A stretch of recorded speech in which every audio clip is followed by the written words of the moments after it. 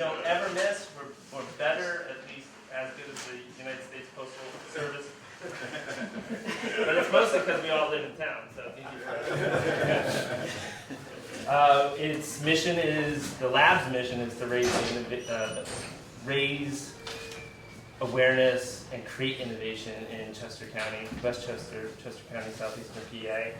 We do that through events like this, and through our incubator, and through co-working. If anybody has co-worked, you know that there's a lot to be said for bumping into people and talking to people who aren't contiguous in your cube, in your job function. So those are the three things we do: co-working, events, and incubation. So startup meetup. Last week we listened to Kyle Riggle, who's a partner at a couple of companies, but for this region he bought Orth Cleaners to kind of test out his software. So that was interesting and local, and he's from New York. And next week is Jason Brown, who is CEO of Spore Chargers. That's a solar battery chargers, USB cables, and small-scale USB solar panels. And check this out. Jesse in the back gave me a little crib sheet, so because Ben has been failing, and that's inspiring. Need one upstairs. Okay. Because he's embarrassed. Today we have Kip Wetzel, formerly of Capital One, VP of Social there, long-range hiker, dad, maybe de facto advisor to Lab soon. Had a great time talking to him this morning. He's got a breadth of experience that he's going to share today. Oh, he's got chairs. Can he open the door? I feel bad. No, we also do Night Owls. Night Owls is tomorrow night, 7 to 10. We've done those every week too since the beginning of 2014. And that is that's informal, and you can come and hang out and chat about your project, maybe start a project, find a partner, do whatever you want, really. If it's not illegal, we're kind of cool with it. Out of that came Indie Film Night, which is once a month. So we're trying to, foment or be a catalyst for innovation. And we also had Artist in Residence too. We sneak that in. Every month we try to change to a local artist. This one's John Hannafin. We have some awesome sponsors. The I2N, which is part or a derivative of the Chester County Economic Development Council. Got to give them huge props for not only economic resources, also known as money, but the connections, and lots of connections. They connected us with Fox Rothschild. They are the legal team behind us, and they do a lot of pro bono work, and we wouldn't be able to do half the things we do without them.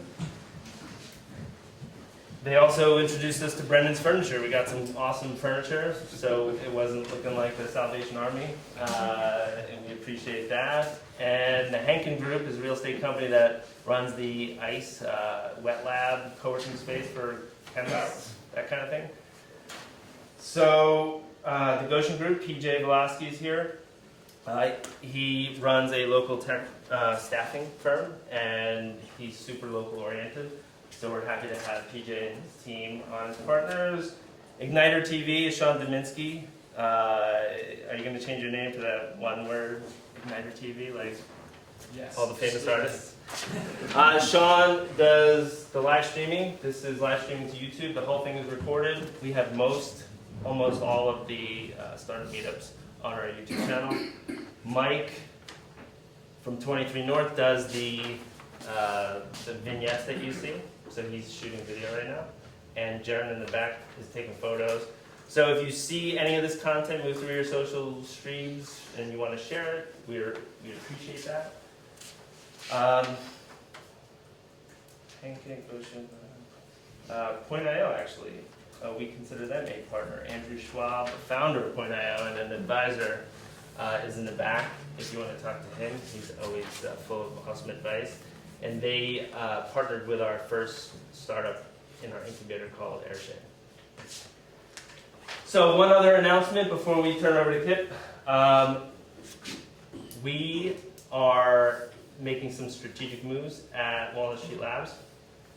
When I started Walnut Street Labs, I also started 23 North Digital. That was paying the bills and funding the other side. So 23 North is a digital consultancy, innovation consultancy. It's marketing, product development. And mid-year, Mary Fisher walked into Night Owls, and she was running Brandywine Creative, and we got along, and we started sharing projects, and then we merged those two companies, and it's been great ever since. It's actually helped drive the lab forward at an incredible rate and give it a lot of stability. So just recently, we pulled 23 North under the Walnut Street Labs umbrella. It will still be independent, but it is essentially our service arm. And with that move, Mary Fisher is taking over as Chief Operating Officer of the whole shebang, because I've never met anybody that can multitask and keep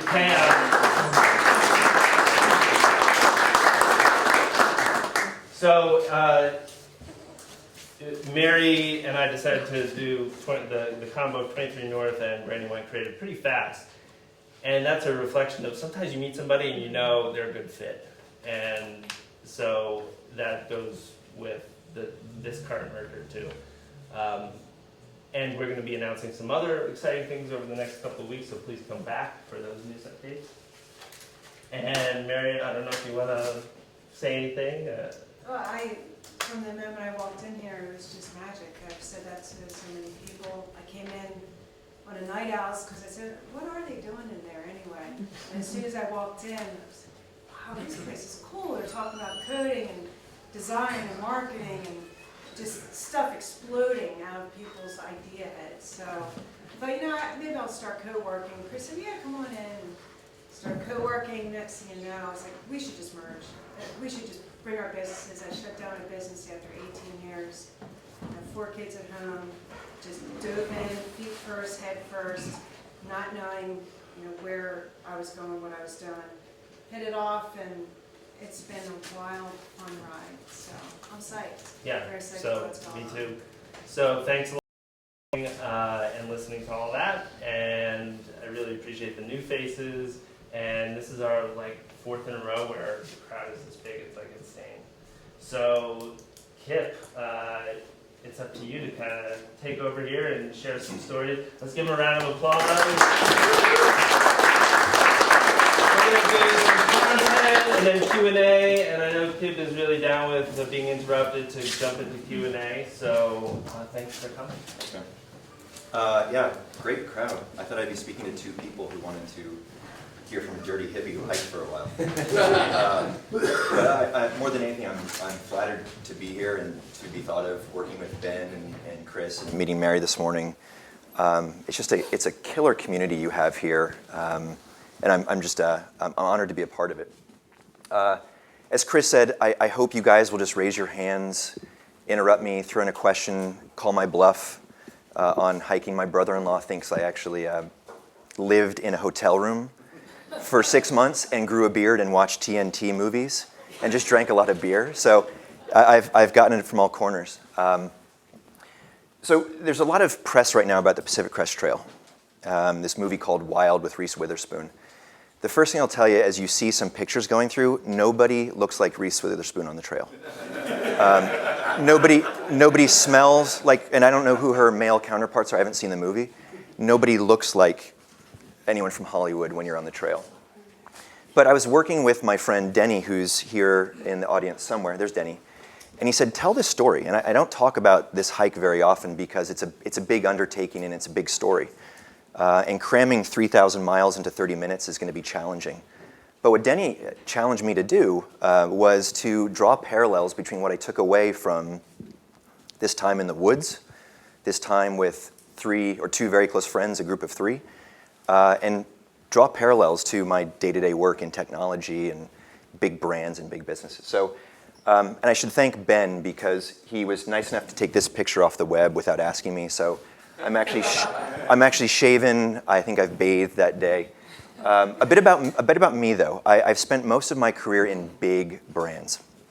Back in the day of Anderson Consulting, before things really went bad, I spent a lot of time with large brands doing process and tech work with Accenture.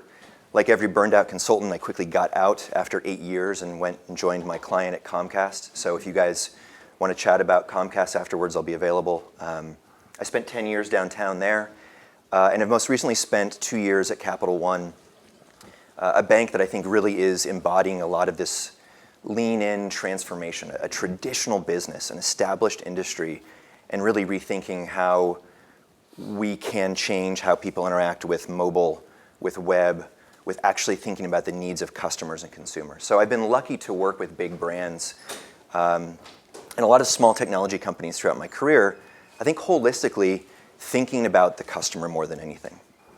But midway through this journey, I decided to leave.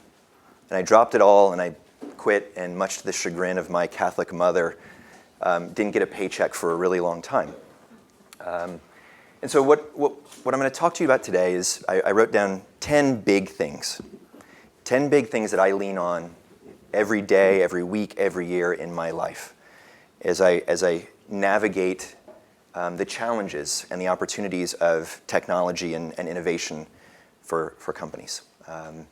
This is from small feature level prioritization up to grand scale programmatic changes for the companies and the partners I've been lucky enough to work with. Back to my thanks to Ben, he picked this picture, and my first point we'll get to, he could have picked this picture. So this is me after about 2,000 miles. And yes, if you can see here, the hat does say truck country. That was a big pickup on the Oregon-Washington border. But my first big item that I want to bestow, that I want to share today is be bold. Right? And be bold, I think, is something we hear a lot from a lot of people in the media space. If you're reading Mashable, if you're reading TechCrunch, if you're reading Holy Cow. But I think for what you guys are doing in the startup world, and for what big companies like Comcast or Capital One are doing, you have to be bold. You have to be willing to go out and in this parallel here, you have to be willing to blaze a trail. You have to be willing to stand up and know what you're doing is right? And sticking to those guns. Being bold is hard because there's a lot of people who will come after you, who will question you, who will challenge you. And staying bold with those people and with yourself is really, really critical. Even being able to walk into a room of people like you that I don't know, that I hope to know and gain trust with, and show that picture, you gotta be willing to do it. And sometimes sticking your neck out there with a really bad beard and a Hawaiian shirt is the way that you can be bold. And so whatever it is that you need to do to find that boldness, I think is crucial to what you've got to do. The other thing I would say about being bold, and this is, again, just Kip Wetzel's theory on life, is that's both an offensive and a defensive position. It's being both proactive and reactive with that boldness. Because in some cases, you're going to have to be so bold that you're out there leaning in, trailblazing, and pioneering every other buzzword out there to get your thing moving forward. And other times, you're going to have to be bold in the defensive position. Is it an investor who's going from your seed stage into your VC stage? Are you looking to take this or maybe sell your IP to a bigger company? And being bold in that defensive position is crucial in ensuring that you are sticking to what you do. So it brings me to my next point, which is embodying your vision. Right? Now you can see the dirty, hairy version of me. This is what you look like 2,000 miles before. Clean shaven with a haircut, way too much gear. I think I have sunglasses and those sunglasses holders. I was actually carrying those along. You have to embody the vision that you're going after. Because as I said before, there's a lot of questions that exist. Be it skeptics, be it investors, be it competitors. Ultimately, and let's get this out there early, and you'll hear me say it often throughout today, the consumer that you're going after, be it a business, be it an end consumer, B2B, B2C, if you're not embodying that vision, if you don't live what you're building, if you don't take the ethos of what you're trying to deliver or create or share with the world, it's going to show through.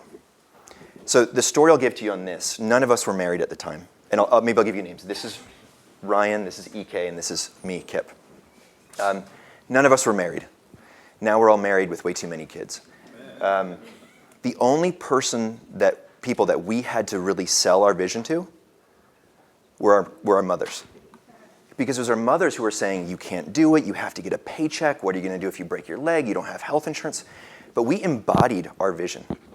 They could see the passion that we had, the research we had done, the reason that we wanted to do it was so strong that even in my case, my Catholic mother agreed to let me do it. She had her own stipulations, which I'll get into in another story. But living that vision. The other place that this really came through as I thought about this thing was my employer. I was working for Anderson Consulting at the time. The Anderson Consulting. This is the biggest consulting firm in the world. And I convinced them it was the right thing to do to let me go and do this. And they actually gave me a job when I came back. Because they saw that this goal that I had, they saw this vision that I had to go off and do this adventure was real. And they couldn't question it. They couldn't call it out. When I came back, I didn't actually shave for them, but they actually gave me a job when I came back to the normalcy of society. So embody that vision. Next item. If I can fast forward, first time I've used this software. The next thing I would share with you in my top 10 list here is frequently seeking perspective. Right? Perspective, I think we often lose it in our day-to-day. We're so busy. We're balancing work and life. We're balancing in work. We're balancing all the needs of running a business, from legal advice to staffing in HR to operations to managing your P&L so your investors are happy. If you have the ability to step back and seek perspective as to what you're doing for yourself, right? Go back to the first or the second point about your vision. Are you staying true to that vision? Are your shareholders, are your investors, are your customers making you stray from the core principle that you're going after, the core thing you're going after? It is so easy to get caught up, and we talk about the grind and the day-to-day. It is so easy to get caught up.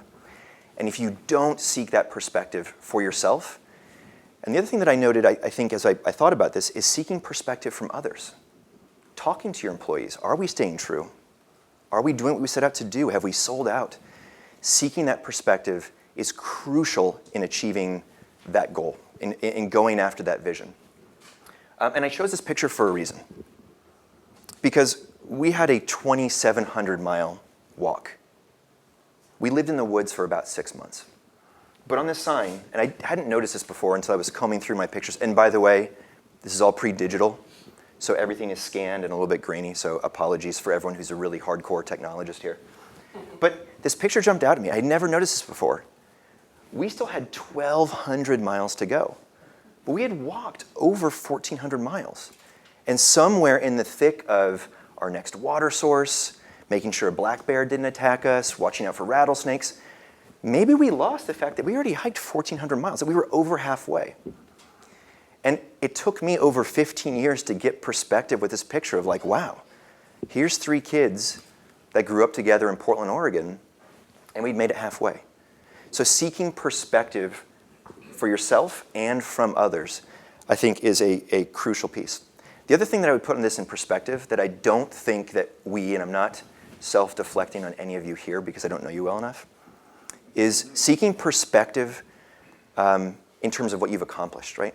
And I don't know if we, in our current society, we're always on, we're always connected, we're emailing too much, we're retweeting tweets at 11 o'clock at night to make sure that people come and actually want to listen to you speak. Celebrating victories, I think, is something we don't do well enough. Small, large, is it a full-scale production rollout? Is it the cracking of a code that you compiled that you couldn't get the bug worked out? How do you celebrate victories for yourself and for the people around you? And I think that comes in really going after perspective, because you can just go after the next agile release. You can go after the next cycle. There's always going to be a next cycle. But taking the time to really reflect on what you've done and celebrating that, I think, is another crucial part of that perspective. Cool? Nothing groundbreaking so far? Ugly beards? Cool. All right, so item number 4. When you think you've got it rough, the darkest of dark, woe is me, wallowing in self-pity, my feet hurt, I've got blisters, I almost got attacked by a rattlesnake, all these things, it's so tough. Man, have I got it hard, right? Put that into, I haven't seen my kids today, I left before the sun rose and I'm going home when it's dark. How tough are these things? When you think you've got it tough, seek perspective and just step back and look around. Because there's always gonna be someone else. And you think that you've got it harder. Maybe someone in the world has it harder than anybody else. But taking the time to look around is really, really something that I find that's valuable, because it's really easy to get caught up in your own challenges. So here are 2 guys that also, this is not us, this is actually just last month. Maybe some of you saw this. 2 dudes, right? Beards, hair, stinky. You get it, that's the picture of a Pacific Crest Trail hiker. They just hiked it. Great, so did I. Here's the difference. They're the first people to ever through hike this trail in the dead of winter. So we think we've got it tough, that we've got to walk 30 miles to our next water source. Oh, it's so hard.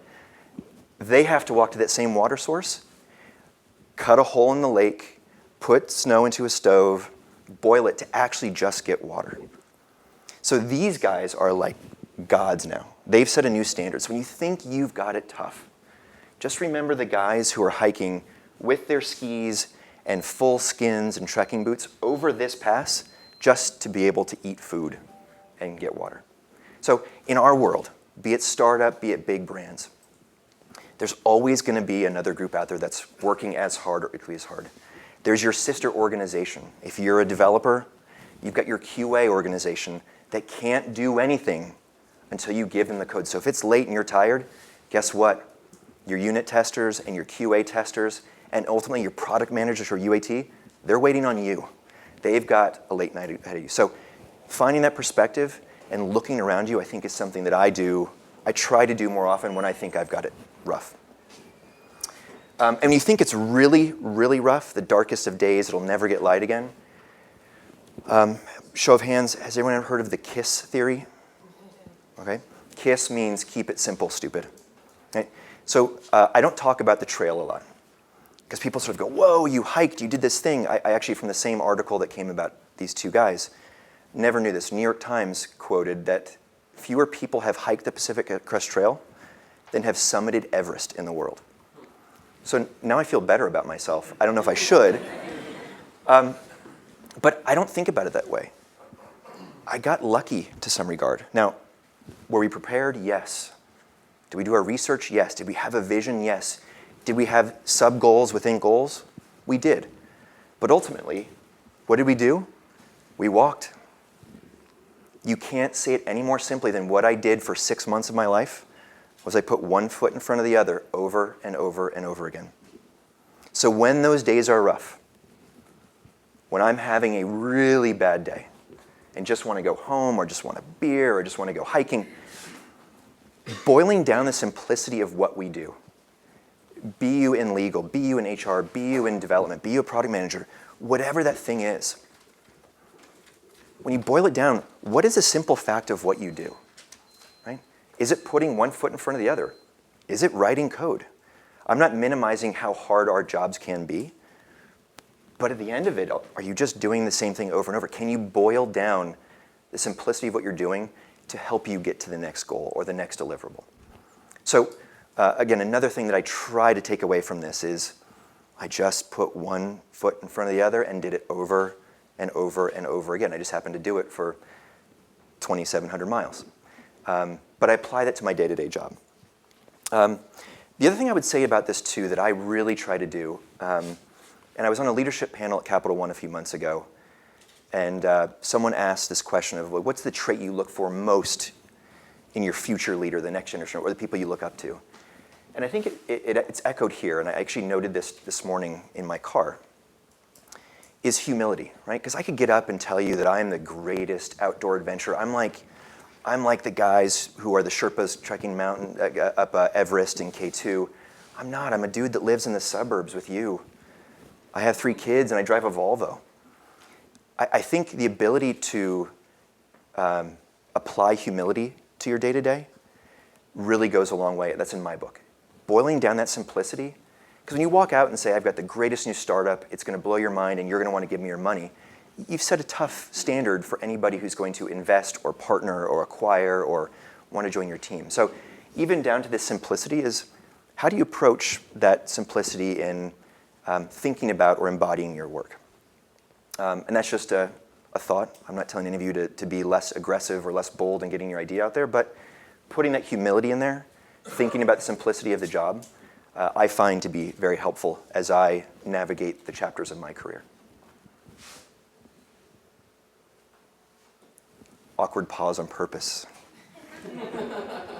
The really nice pictures, by the way, guys, I didn't take them. I have photo credits. The really bad, grainy pictures, we took those. Next I've got to do a little bit of a lead-in, because I told you I was going to tell you some stories or draw some parallels. So here we are, and you can tell by the beards, we're not too far in. We're probably 300 miles in to the Pacific Crest Trail. So we're learning. We're still adapting. We've thrown away some gear. We've adjusted our strategies, how much miles a day we're doing, when do we wake up, when do we sleep. Through most of the Mojave, we hiked through the pitch black of night, because it's 110 degrees in the heat, and at night it's only 70. So the rattlesnakes come out at night. That's the only X factor. But when you have a full moon, you can actually see the rattlesnakes. So we're learning, we're adjusting, we're adapting. There's some really bad rattlesnakes in Southern California. Someone buy me a beer afterwards, and I'll tell you all about them. But here we are. So this is a typical day. We've got to get to Golden Oak Springs. And then really our next real checkpoint is Kelso Road, about 50 miles away. So Golden Oak Springs.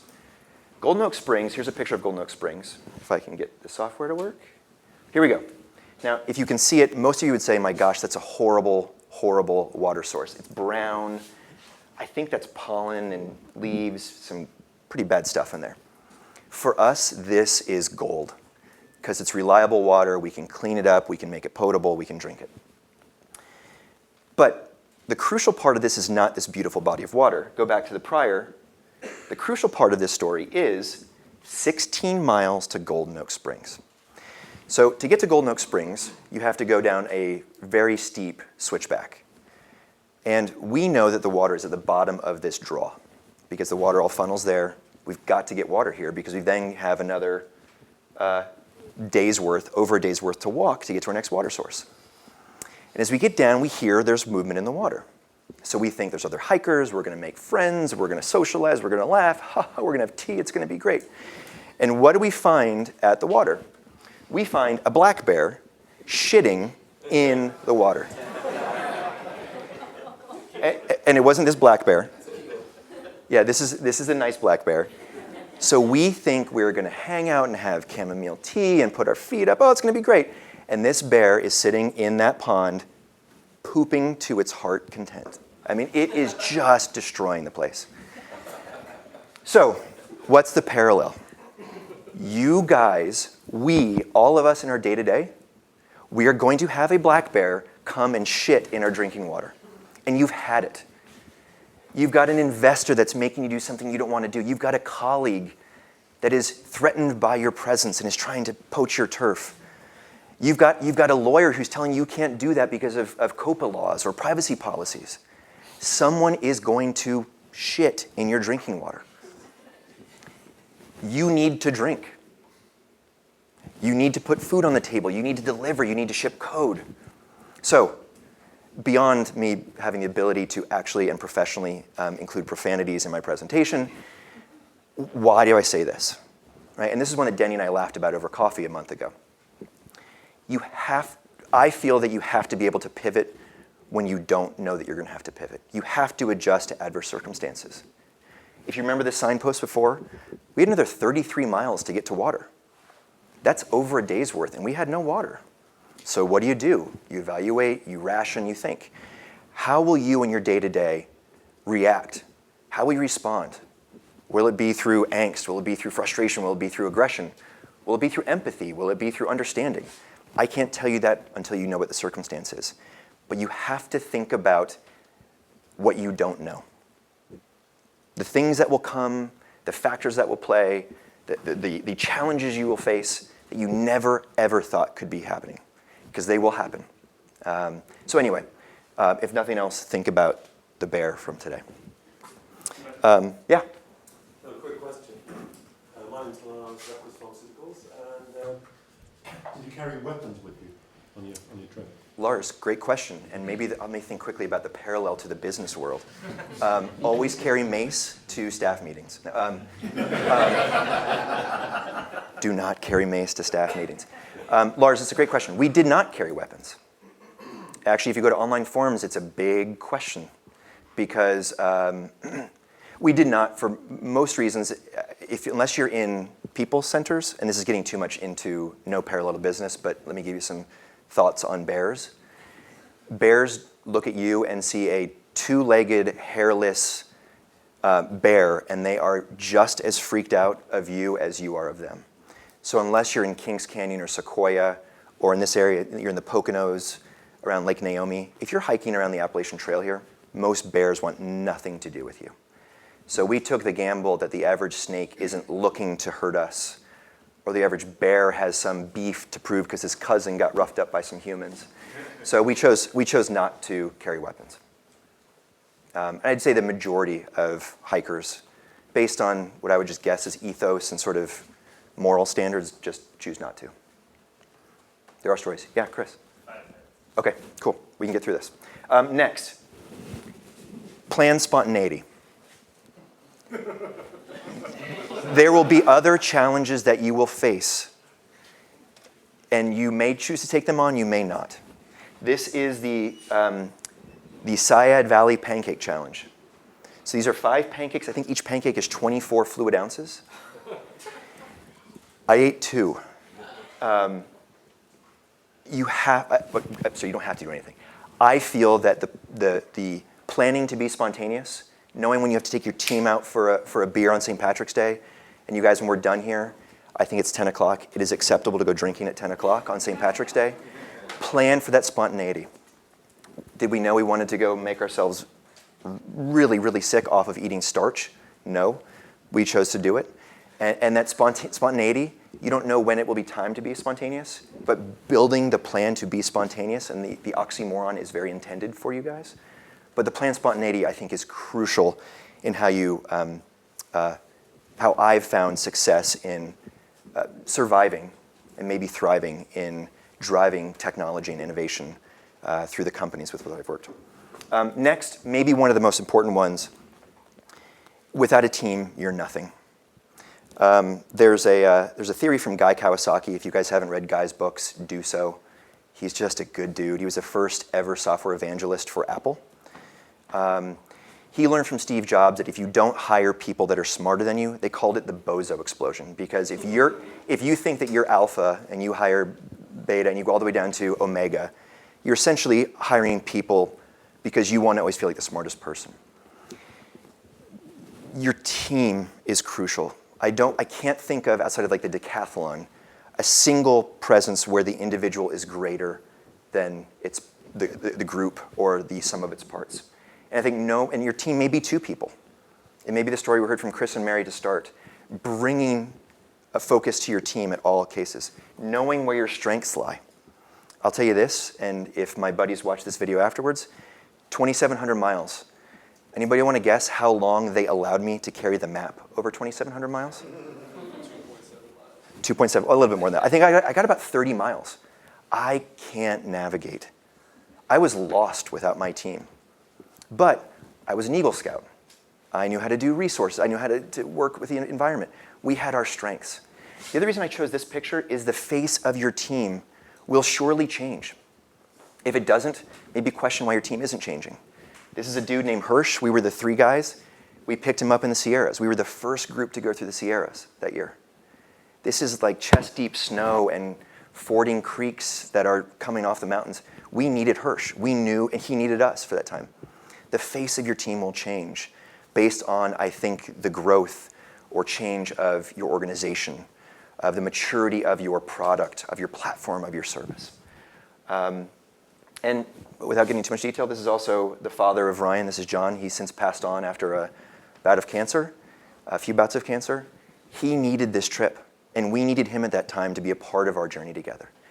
what your team means to you cannot be understated, either in surviving in the High Sierra or surviving the startup world. Two last things, and I think we'll finish right on time. The last thing I want to share with you, and this is a challenging point for me. I think we are in an era now of, as we talk about startups, as we talk about digital transformation and innovation in established brands, I think we talk a lot about the journey, right? Applying design thinking standards to businesses that haven't done that historically. If you're not familiar with design thinking, I would love to chat with you about it afterwards. But it's this very new, novel concept that is the most basic thing that any company could do. We're talking about the journey. How do we staff? How do we build? How do we change thinking and ethos? And we might be losing focus on the destination. And whatever that destination is for you guys, managing to your P&L, launching the product. And if we get so focused on the journey, and I don't want to kill the mantra of it's the journey, not the destination, I think it's both. I talked about seeking perspective. If you're so focused on making it to this monument and you don't absorb the challenges and the fun and the growth along the way, you're just going to worry about this little metal canister here. Who cares? I think it's about focusing or bringing balance between the journey and the destination together. And just very quickly, if you guys haven't seen this, this is what America looks like. And this is a line, and this is Canada. They actually carve the trees so that they can keep track of which side is which. It's wild, but that is what most of the border looks like when you're up north. So anyway, it's the journey and the destination. And if you roll that back into what's your vision, how do you achieve your goals, being bold, these things have to go hand in hand, because if you're so focused on the journey, you may never get there. And if you're only focused on getting there, you're going to be blind to the things that come along. And finally, and here's what I'll leave you with, and this is a trail mantra. Hike your own hike.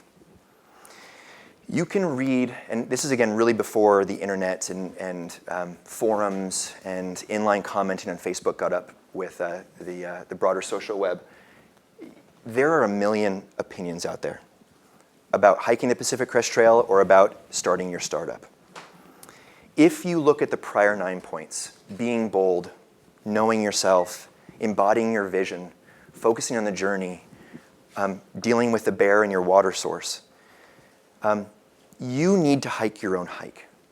Because if anyone's going to tell you how you should do it, or if you try to only emulate or embody someone that you aspire to be, it's not going to come across as sincere.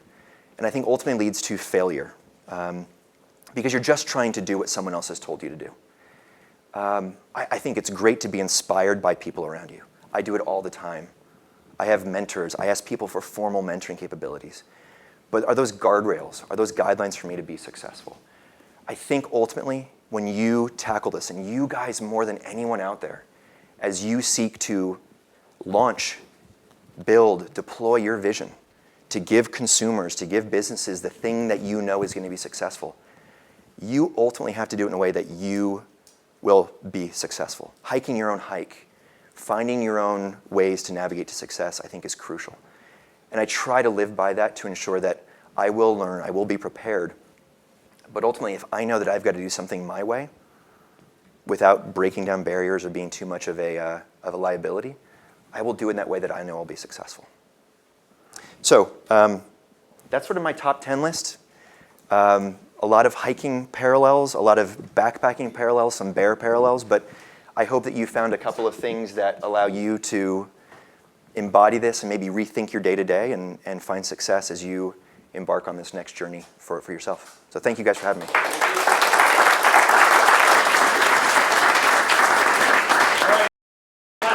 Name, who you are, and your question, and I think it's I'll start out just by commenting. I think it's the best metaphor for innovation for startups. I used to think it was a mosh pit, but this is better. So anybody have a question for Kip? New faces. I think you're new. What's your name? Yes. Hi, I'm Kate Brennan. And first, thank you so much. This was awesome, and what a great way to kick off the day. But I just moved back here from California last year, and I love to hike, so I'm really in awe of what you did. I just can't imagine it. But I just have to ask, what's the first thing you did after you finished this hike? Well, you guys are going to get me on an emotional spot. I actually took a picture out. So I married my wife, who actually I left, and she stuck by me with the hair and the beard, and the stink is something you can't imagine. And she actually went back and dated me again when we got married. But I actually finished on September 9th, 2001, and you guys know where the story's going. So I was living in a world of silence and self-reflection and daily challenges and obstacles, and really my buddies, Ryan and EK, building this bond. We spent the 9th there, the 10th in Manning Park, BC, and the 11th I was in Seattle with Michelle, who's now my wife, and the World Trade Center hit.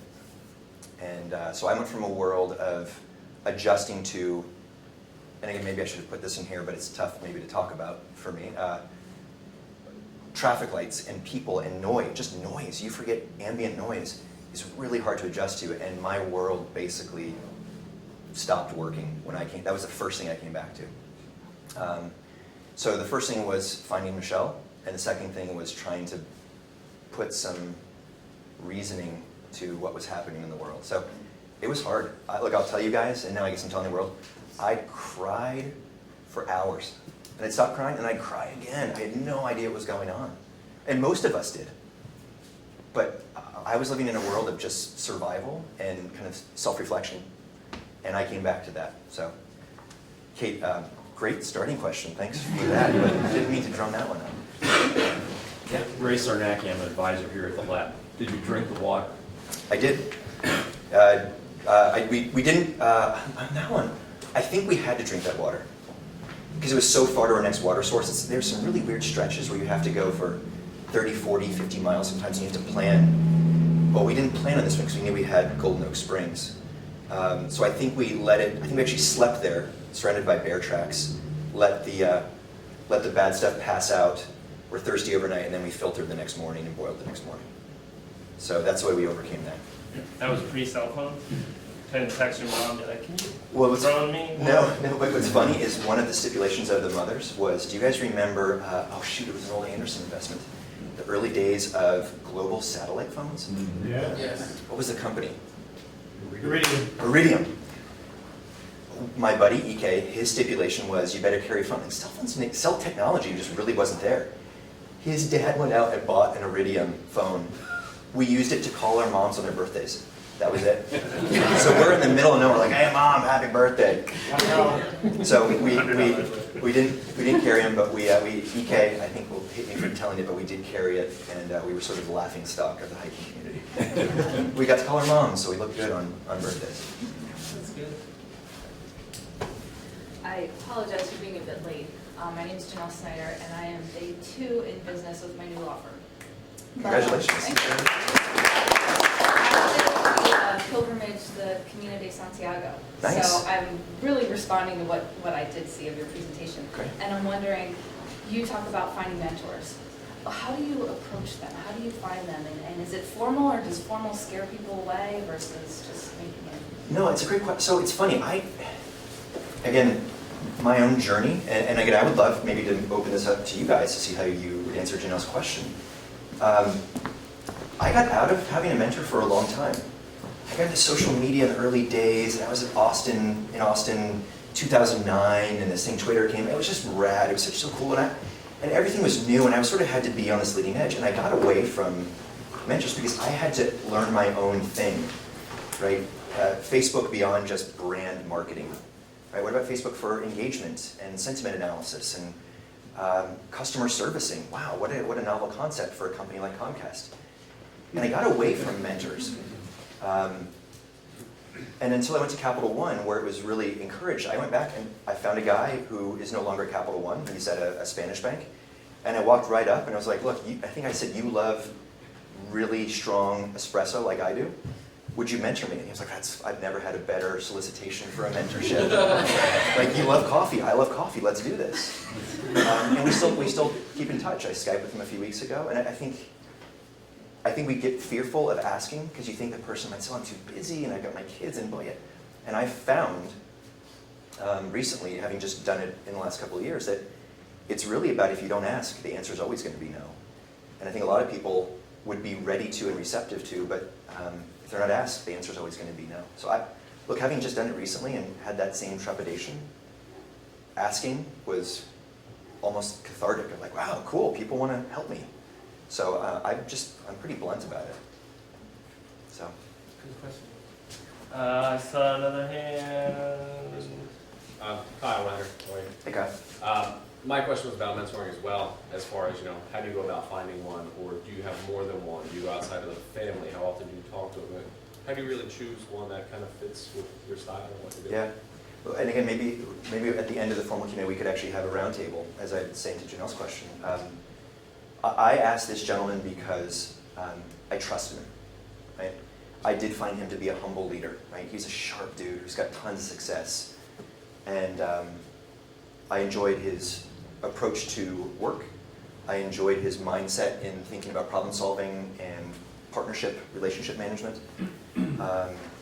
But fundamentally, it was on the trust factor. Is it someone that I wanted to go? Even if he gave me advice, I'd say, well, I don't know if I can apply that, or I would think about it differently. He gave me pause to think about something differently. And I'm starting to evaluate where I can look externally, especially in my new position.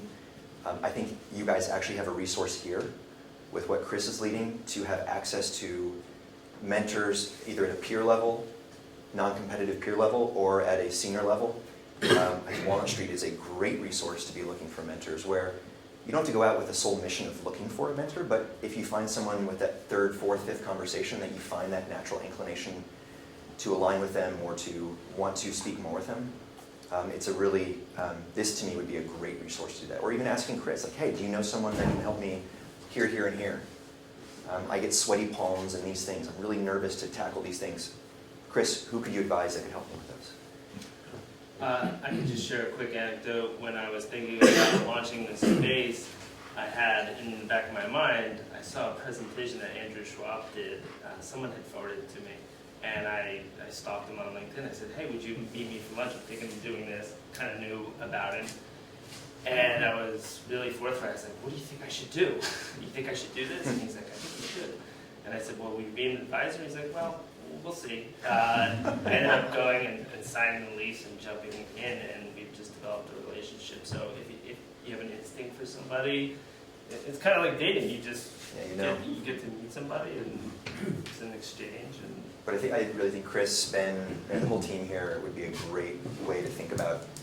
I actually, it's funny, I've talked this before, and people sour at me and they turn their face up. I think the term networking is the worst thing in the world. I do. I think networking is horrible because people are going out just to network. They're going out to pass out a business card or get more. And like, oh, I got someone who's got a title with this. I think we've put networking on a pedestal versus really creating a real network. Right? And I think that's where Walnut Street is well positioned to say, you've built a community here. There's a network where you start to know the strengths and weaknesses of other people. You know where certain people excel. But you're not doing it just to get the card or make the connection or have the LinkedIn check mark. It's someone that you've actually fostered a relationship with, and you're part of a community, be it this space or be it a project. So anyway, that's a little bit of a sidebar on networking, but... Doug? Doug Hendricks. Kip, first of all, thank you today. Thanks, Doug. Great job.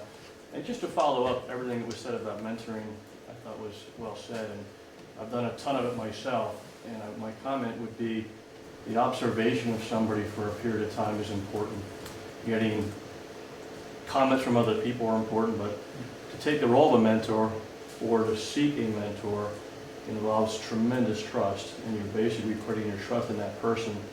To make a quick decision in something like that is, you're asking for trouble. And I always ask whoever I mentor, why did you choose me? You want to know why you're chosen. And I think that's the humility and the kindness and the giving and your work ethic and your smile and all those things add up in the end to somebody you can trust. And that's huge. Good advice. You didn't introduce yourself, Doug. I'm going to call you out and make you. Oh, I think you did. You just said Your name. Tell us who you are. What do you do? Doug Hendricks. I'm a golf professional. I host a television show on Comcast Called Winning Golf. in my 5th season called Winning Golf. And you're an So instructor. all kidding aside, I'm in this weird period with my work, and my wife has said, find someone to fix your golf swing. Serendipity. Doug, you're welcome. We can start upstairs. Yep, I'm Andrew Schwab, a tech entrepreneur and the guy that Chris stalked. But my question is, can you give advice on what factors, one or a couple, that would help you identify or choose, maybe it's time for me to take a sabbatical or take a step back and kind of eject out of the pilot seat and get away from the computer screen for a while? Yeah. Well, sabbaticals can take lots of forms. You don't have to eject. If you're spending 10 hours a day in front of the glowing screen, it doesn't mean you have to, your sabbatical or your departure has to be from that. You might apply that to helping a local school.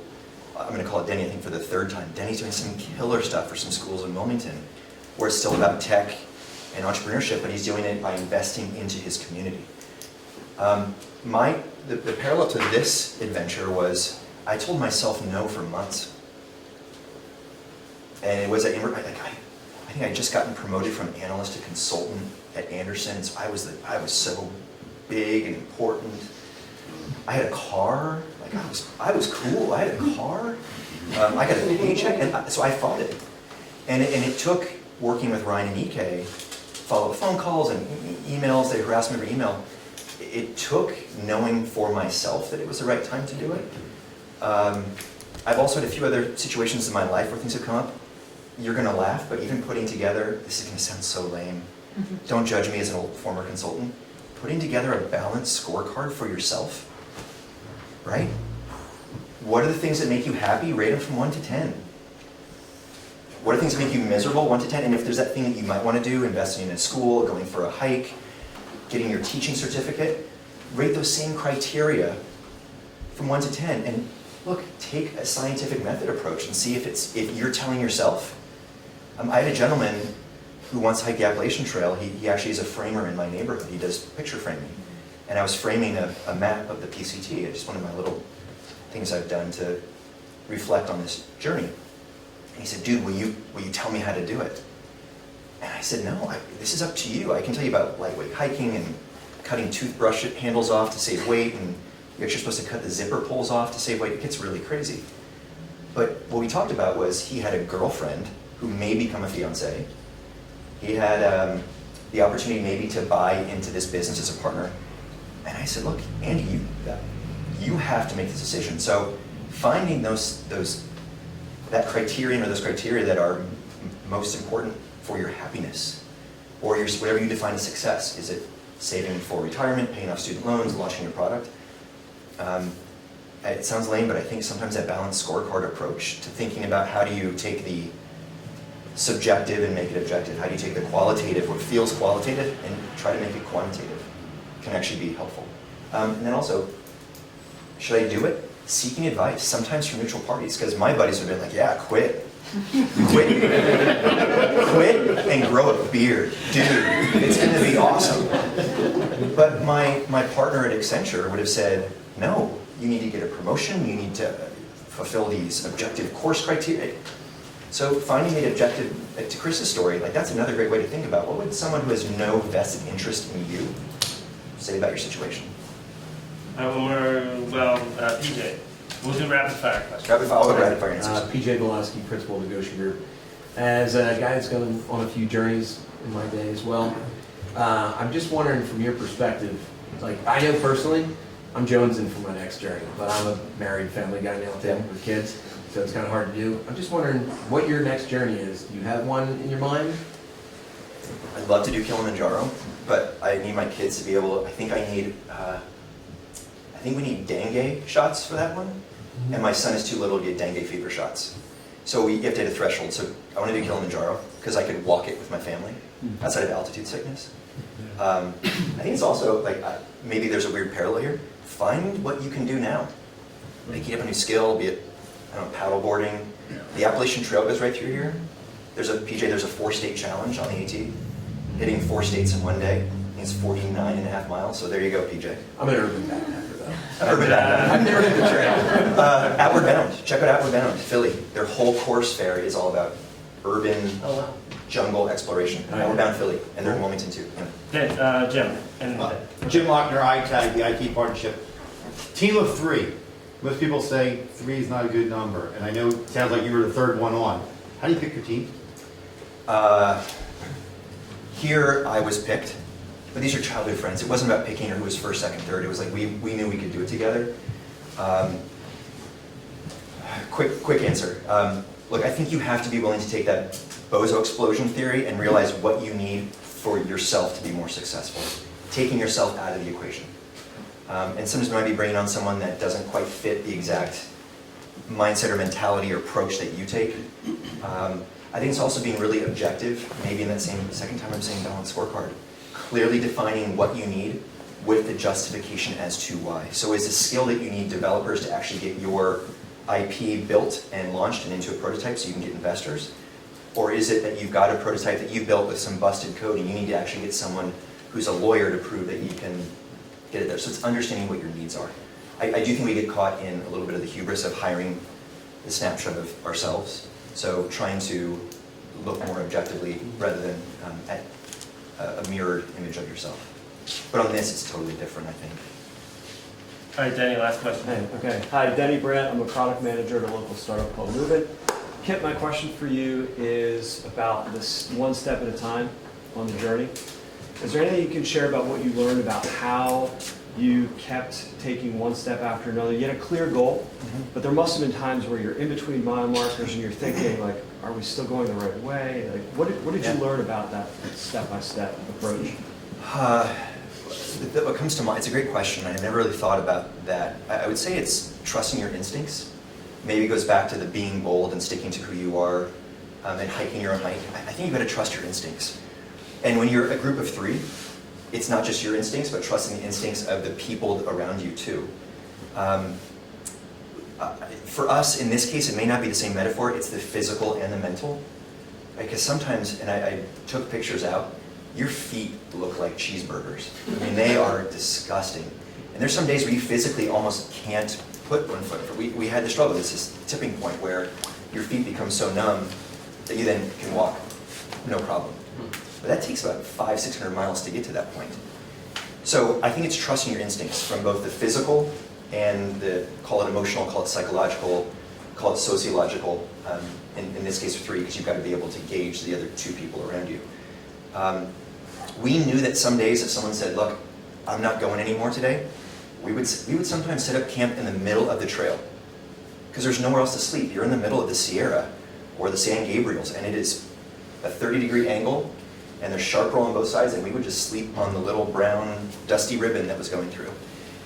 And it's trusting the instinct to say that if Kip is so tired that he can't move on, or mentally he is so shocked because he's thinking about his girlfriend that he misses because he's going to marry her one day, you got to stop. We had that both in physical and, I would just say, emotional. Knowing that your goal was to make it to the next water source, but you can stop. If your gut tells you to stop, you got to stop. If your mind tells you that you have to put one foot in front of the other, I'm going to give you a million cliches and do Rocky, but like, it's all a mental game. I'm sure Rocky had something better. Like, so, but sometimes the mental is like, I have to physically put that foot forward. Yeah. But I think it comes down to instinct. How are you able to overcome that challenge to put the next foot forward? Cool, thanks. All right, like every week, you can feel free to hang and drink some coffee and talk to Kip, and we'll have some music, and we'll kick your butts out at like 10:30, 11 o'clock. Thanks so, again. thanks for coming.